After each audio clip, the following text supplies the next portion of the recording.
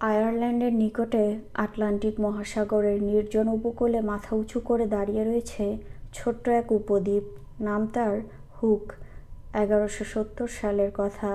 একদিন রেডমন্ড লেগ্রস নামক এক নরম্যান নাইট পথ হারিয়ে সাগর জলে ভাসতে ভাসতে এ দ্বীপে এসে নোঙর করেন। দ্বীপের মনোরম সৌন্দর্যে মুগ্ধ হন তিনি। ইচ্ছা পোষণ করেন এখানেই থেকে যাওয়ার।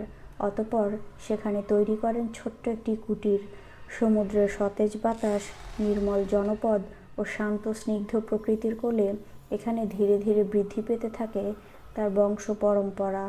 চতুর্দশ শতকের মাঝামাঝি সময়ে বৃহত্তর বাসস্থানের আবশ্যকতায় রেডমন্ডের বংশধরেরা তার হাতে গড়া ছোট্ট কুটিরের সংস্কার করেন। সেখানে তৈরি করেন সুবিশাল এক অট্টালিকা। রেডমন্ডের নাম অনুসারে সদ্য সমাপ্ত নতুন বাসস্থানের নামকরণ করেন রেডমন্ড হল। 1641 থেকে 53 সালে চলমান আইরিশ জোটবদ্ধ যুদ্ধে রেডমন্ডের এক উত্তরসূরি ইংরেজ প্রশাসন ও অলিভার ক্রomwellের বিরুদ্ধে গিয়ে সহযোগিতা করেন বিদ্রোহী আইরিশ ক্যাথলিক সৈন্যদের। এক পর্যায়ে ক্ষুব্ধ ক্রomwell প্রথম চার্লসকে প্রদান করেন মৃত্যুদণ্ড। এ সময় বিদ্রোহী সৈন্যদের সহযোগিতার শাস্তিস্বরূপ রেডমন্ড পরিবারকেও বাস্তুচ্যুত করা হয়, স্থানান্তরিত করা হয় অন্য ভূমিতে। সুবিশাল রেডমন্ড হলের মালিকানা প্রদান করা হয় এক ইংরেজ পরিবারকে। 17 শতকের শেষাংশের সময়ে বাড়িটির মালিকানা পায় টটেনহ্যাম নামক এক বিত্তশালী ইংরেজ পরিবার। এ সময় নতুন গৃহকর্তা টটেনহ্যাম রেডমন্ড হলের নাম পরিবর্তন করেন। প্রিয়তমা স্ত্রী অ্যান লোফটাসের নামে নামকরণ করেন লোফটাস হল। কিছুদিন পর শহুরে বাসভবন ছেড়ে তিনি পরিবার পরিজন নিয়ে পাড়ি জমান সেখানে। সমুদ্রের পাড়ে এমন মনোরম বাড়ি আগে দেখেনি টটেনহ্যাম পরিবারের কেউ। ফলে প্রত্যেকে বেজায় খুশি, আর তাই খুশি মনে সবাই হাত লাগালেন জিনিসপত্র গোছানোর কাজে। প্রয়োজনীয় সামগ্রী দিয়ে সাজিয়ে তুললেন ঘরের পরিবেশ। বাইরে সবুজ ঘাসে মোড়ানো উঠোনের একপাশে তৈরি করলেন শুভ্র সতেজ ফুলের বাগান। বাড়ির বিভিন্ন প্রান্তে রোপণ করলেন মৌসুমি ফলের অসংখ্য চারাগাছ। জীবজন্তুর আক্রমণ থেকে সুরক্ষায় কাঠের বেষ্টনী দিয়ে গড়ে তুললেন একটি সুরক্ষা দেয়ালও। বিকালের স্নিগ্ধ রোদে জমিয়ে আড্ডা দিতে সমুদ্রের পাড়ে কতগুলি বেঞ্চিও পেতে দিলেন টটেনহ্যাম। সময় গড়িয়ে চলল। সমুদ্রের কূল ঘেঁষে দাঁড়িয়ে থাকা 22টি কামরা ও 97টি জানালা বিশিষ্ট বিশালাকারে বাড়িও একসময় বেশ দূর থেকে দৃষ্টি কাটতে লাগলো নাবিকদের। বহু বছর ধরে দ্বীপের পাশ ঘেঁষে ছুটে চলা নাবিকরা আচমকা এখানে বসতি দেখে চমৎকৃত হন। ভাবেন মানুষের কতই না অদ্ভুত ইচ্ছে। মৌসুমি বায়ুপ্রবাহে একসময় উত্তাল হয়ে ওঠে সাগরের চিরচেনা রূপ, ধারণ করে ভয়ঙ্কর দৃশ্যপট, সৃষ্টি হয় সমুদ্র ঝড়। এ সময় প্রচণ্ড ঢেউয়ের তোপে দিশেহারা নাবিকেরা আশ্রয় নিতে শুরু করেন এখানে। ঘরের গৃহকর্তা টটেনহ্যামও সরল মনে সবাইকে প্রদান করেন আশ্রয়। সমুদ্র অতিথিদের আতিথেয়তার আয়োজন করেন সুস্বাদু ভোজনের। অতঃপর আড্ডা, গল্প ও মহাসাগরে দাপিয়ে বেড়ানোর রোমাঞ্চকর কাহিনী শুনে সবাই কাটিয়ে দেয় দিনরাত। একদিনের ঘটনা। প্রতিকূলের আবহাওয়ার তেমনই এক রাতে এক অদ্ভুত দর্শন জাহাজে এসে আছড়ে পড়ে হুক উপদ্বীপের বেলাভূমিতে। জাহাজ থেকে নেমে আসে কেবল একজন মানুষ। বৃষ্টির ঝাপটা আর প্রচণ্ড ঢেউয়ের তোপে জবুথবু এ মানুষ কীভাবে সেখানে বেঁচেছিল কে জানে। তবে জাহাজ থেকে নামার পরই নির্জনে দ্বীপের অদূরে একসময় আবছা আলোর দেখা পায় সে। খুশিতে মনটা নেচে ওঠে তার। একটুখানি খাবার ও উষ্ণতার আশায় গুটি গুটি পায়ে সে এগিয়ে চলল সেদিকে। বৃষ্টি স্নাত ঘাস ও কাদামাটি মারিয়ে একসময় সে এসে পৌঁছায় লোফটাস হলের সদর দরজায়। সিঁড়ির পাশে দাঁড়িয়ে সে দরজায় কড়া নাড়ল। ভেতর থেকে গৃহকর্তা টটেনহ্যাম দরজা খুললেন। দেখলেন ঝড় ও তুফানের ঝাপটায় কাকভেজা হয়ে দাঁড়িয়ে রয়েছে এক সুদর্শন যুবক।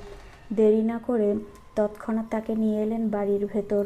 টটেনহ্যাম দম্পতির ছিল 2 কন্যা, অ্যান ও এলিজাবেথ। তাদের মধ্যে অ্যান বয়সে বড়, তাই বাড়িতে আসা অতিথিদের প্রয়োজনের দিকে খেয়াল রাখতে টটেনহ্যাম বড় মেয়েকেই নির্দেশ দিলেন। সেও আন্তরিকতার সাথে দেখাশোনা করছিল সব কিছু।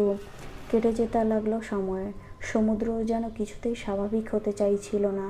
তাই অগত্যা বাধ্য হয়ে একসময় আগন্তুক যুবক বাড়ির কার্নিশে বসে আপন মনে তাস খেলতে লাগলেন। তাকে সঙ্গ দিতে একে দুয়ে পরিবারের বাকিরা এসে যোগ দিলেন। নির্মল পরিবেশে ফুরফুরে মেজাজে বেশ ভালোই জমে উঠেছে খেলা। হাসি আনন্দেই কাটছে সবার সময়। তবে আগন্তুকের সঙ্গে সবচেয়ে ভালো সম্পর্ক গড়ে ওঠে অ্যানের। আর তাই প্রতিদিন নির্ধারিত এক সময়ে অ্যান সেই সুদর্শন যুবকের ঘরে যেতে লাগলো। এক সময় বাবা মায়ের চোখ ফাঁকি দিয়ে তারা কাটাতে লাগলো অন্তরঙ্গ সময়। বিষয়টি সবার চোখ এড়িয়ে গেল একদিন ধরা পড়ল এলিজাবেথের চোখে। যদিও এলিজাবেথ নিজের কাছেই গোপন রাখল বিষয়টি, কিন্তু সত্যিকার বিপত্তি বাঁধল দিন দুয়েক পর। দুপুরের খাবারের পর বিকেলের রোদে সে আগন্তুক যুবক আবারও তাস নিয়ে বসেছিল। তখন তার সঙ্গে এসে যোগ দিল অ্যান। খেলার পাশাপাশি দুজন পেতে বসল বিভিন্ন গল্পের পসরা। এক সময় আনমনা অ্যানের হাত ফসকে একটি তাস পড়ে যায় টেবিলের নিচে। যখনই সে নিচ থেকে তাসটি তুলতে গেল, তখনই বীভৎস এক ভয়ে কাঁপুনি দিয়ে উঠল তার শরীর। নিচে যা দেখল তার জন্য মোটেও প্রস্তুত ছিল না সে। আগন্তুক যুবকের পা দুটো অশরীরীর পায়ের মতো ভয়ঙ্কর বিদঘুটে।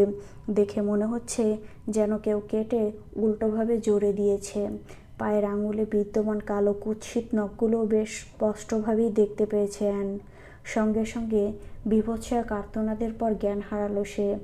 আচমকা এমন আর্তনাদ শুনে বাড়ির লোকজন দ্রুত ছুটে আসলো তার পানে।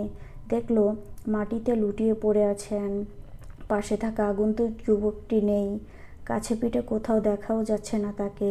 তবে স্পষ্ট বোঝা যাচ্ছে আগুনের গোলায় ছাদ ভেদ করে পালিয়ে গেছে সে। সেখানে তৈরি হয়েছে বিশাল আকার এক ফুটো। ভয়ঙ্কর এই ঘটনার পর একসময় অ্যানের জ্ঞান ফিরে। ঘটনার বিস্তারিত খুলে বলে সে। বলে আবারও সংজ্ঞা হারায় অ্যান। তবে সেবার যখন তার জ্ঞান ফিরে, তখন অ্যান রীতিমতো পৈশাচিক আচরণ করতে লাগলো। বলতে লাগলো সব অদ্ভুতুরে কথাবার্তা। তখন টটেনহাম দম্পতি নিরুপায় হয়ে অ্যানকে বন্দি করে রাখলেন তার প্রিয় টেপেস্ট্রি রুমে। কিছুদিন পর তারা এটাও বুঝতে পারলেন অ্যান সন্তান সম্ভবা। তৎক্ষণাৎ গির্জার ফাদারকে ডেকে নিয়ে আসলেন তারা। খুলে বললেন বিস্তারিত। সব কিছু বুঝতে পেরে ফাদার সতর্ক করলেন সবাইকে। জানালেন গর্ভে থাকা শিশুটি হবে এক ভূতপ্রেত কিংবা শয়তান। তাই জন্মের পরপরই তাকে মেরে ফেলতে হবে। মাটি চাপা দিতে হবে টেপেস্ট্রি রুমে। যথারীতি অ্যানের বাবা মা শিশুটিকে মেরে সে টেপেস্ট্রি রুমেই মাটি চাপা দেন। এই কাজের জন্য একজন ধর্মযাজককেও নিয়ে এসেছিলেন তারা। বীভৎস ঘটনার বাঁকে টটেনহ্যাম পরিবারের সুন্দর সময়গুলো যেন থমকে দাঁড়ায়। টেপেস্ট্রি রুমের ছোট্ট জানালা দিয়ে অ্যানও উদাস নয়নে তাকিয়ে থাকে বাইরের পানে। এভাবে কয়েক বছরে একদিন মারা যায় অ্যান। পেছনে রেখে যায় অসংখ্য সুখময় স্মৃতি। তবে অ্যানের মৃত্যুর পর শুরু হয় আসল ভুতুড়ে কাণ্ড। সুবিশালে বাড়িতে ঘটতে লাগলো অদ্ভুতুরে সব ঘটনা। রাতের বেলায় বারান্দায় মনে হতো কেউ দাঁড়িয়ে রয়েছে, হাতের ইশারায় কাছে ডাকছে। ঘুম গোছল খাবার সময় কেউ বসে রয়েছে পেছনে। এরকমও আরও বহুবিধ ঘটনার পর একসময় টটেনহ্যাম পরিবার বাড়িটি ছেড়ে দেওয়ার সিদ্ধান্ত নেন। চলে আসেন দূরে জনবহুল এক লোকালয়ে। তবে বজ্রঝড়ের কবলে পড়া নাবিকরা সে সময়ও জনশূন্য পরিত্যক্ত এই বাড়িতে আশ্রয় নিতে থাকে। সে সময় তারাও সেখানে টের পান অশরীরীদের সরব উপস্থিতি। মুখোমুখি হন ভয়ঙ্কর সব অতিপ্রাকৃতিক ঘটনার। অতঃপর কেটে গেছে আরও বহু বছর। একসময় রোমহর্ষক ঘটনা মুখে মুখে ছড়িয়ে পড়েছে বিভিন্ন অঞ্চলে। মিশে গেছে সত্য মিথ্যের অনন্য মিশেলে। অতিরঞ্জনের ছটায় তৈরি হয়েছে বিচিত্র সব গল্প। এরই সূত্র ধরে একসময় দূর দূরান্ত থেকে উৎসব ভ্রমণ পিপাসুরা আসতে লাগলো এখানে। তাঁবু খাটিয়ে রাত্রি যাপনও করতে লাগলো তারা। এ সময় কেউ কেউ নাকি স্থির চিত্রে ধারণ করতে পেরেছে কতগুলো অশরীরী বিভৎস ছায়া।